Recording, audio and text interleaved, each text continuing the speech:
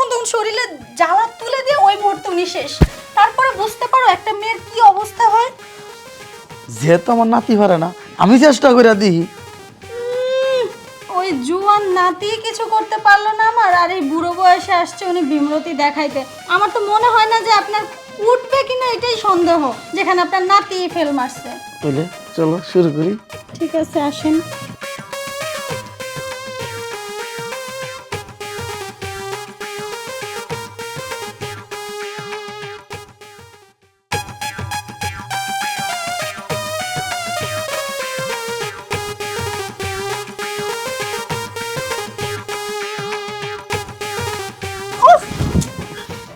কিছে প্রত্যেকটা দিন সেই যে বিয়ের রাত থেকে দেখে আসতেছি, কোনো কাজেরই না তুমি।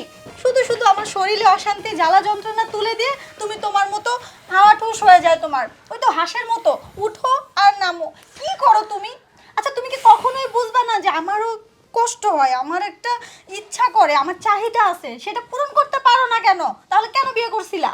তা আমি কি করবো কও? আমি তো ওষুধ খাইতেছি, কাজে লাগতেছে না, তুমি কাজ তোমাকে হইতেছে না। কতবার বলছি ভালো ডাক্তার দেখাও, ভালো ওষুধ খাও, তা না। যখন তখন শরীরে জ্বালা তুলে দিয়ে ওই মুহূর্তে উনি শেষ। তারপরে বুঝতে পারো একটা মেয়ের কি অবস্থা হয়। আমি কি করবাম কও? এই যে কবিরাজের এনতে হালুয়া আনিয়া খাইলাম, কোনো কিছুই হইতেছে না। হয়তো তোমার কবিরাজ এরকম 2 নাম্বার হালুয়াই দিছে, এজন্য কিছু হইতাছে না। আচ্ছা, আমি বুঝবো সেটা, মানে আমি তো তোমার বউ, আমাকে তো বিয়ে করছো, তা আমার শারীরিক চাহিদা যদি তুমি পূরণ করতে নাই পারো, তাহলে তোমাকে দিয়ে আমি কি করব? থাকবো না আমি তোমার সাথে, আমি চলে যাব তোমার সংসার ছেড়ে। থাকো, কয়েকদিন থাকো, দেখি কবিরাজ বলছে আমার শক্ত হইব, নাম পড়বো, আরো আমি বলছি, পারবো।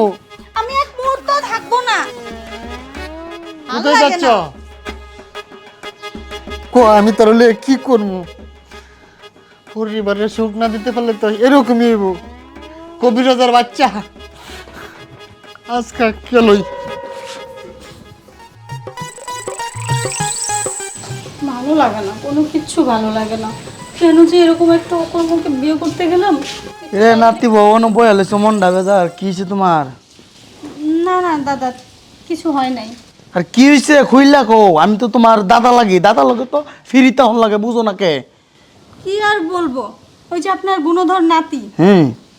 সে শুধু আমাকে বিয়েই করছে, কিন্তু আজও পর্যন্ত বিয়ের রাত থেকে শুরু করে আমাকে কোনোদিন শারীরিক চাহিদা পূরণই করতে পারে নাই। আমার সেই সুখটা কোনোদিন আমাকে দিতেই পারে নাই। প্রত্যেকটা রাতে আমার কাছে আসলেই মানে তার সব শেষ হয়ে যায়। যখনই আমার মানে একটু মনটা হয়ে ওঠে, তখনই সে সব কিছু, আপনি তো সবই বুঝতেছেন।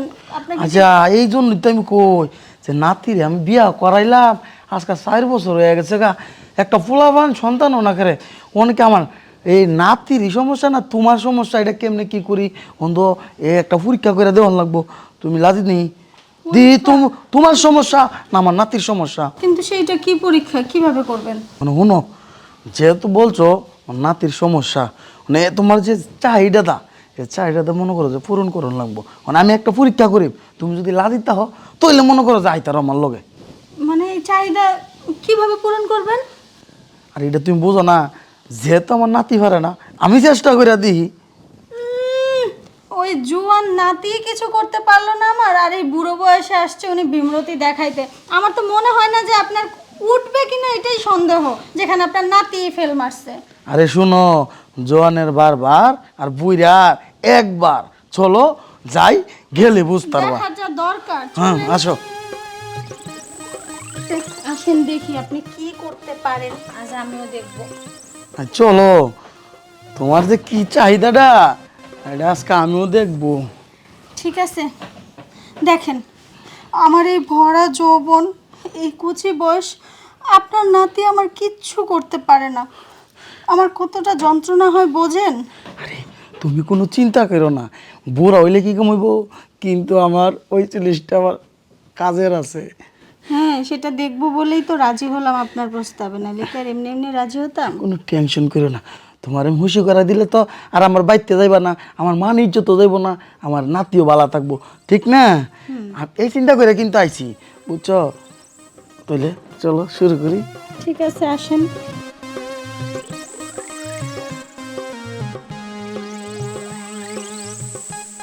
দাদা, কথাটা কিন্তু লোকে যে বলে মিথ্যা না আর মন্দও না। কোনটা? ওই যে জোয়ানের বারবার আর বুইরার একবার, কিন্তু এখন বুঝতে পারলাম যে এই বুইরা দাদার মধ্যেও যে এত রস আছে এখনো। খুব ভালো লাগছে কিন্তু আমার। আর আমি তো আজকের পর থেকে এই বাড়ি ছাড়া আর কোথাও যাব না। ঠিক আছে, তোমার চিবলা দরকার ওই সময় মনে করবা আমারে ডাকবা, হ্যাঁ, তাইলে পারলে আমি নাতি, আসবো। কিছু পারলে পারুক, না না পারলে বললেন না। না, এটা কিন্তু তোমার আর আমার মাঝে বান্দা, কেউ যাতে না জানে। আচ্ছা ঠিক আছে, তাহলে তাকো, আমার নাতির কিন্তু আবার কষ্ট দিও না।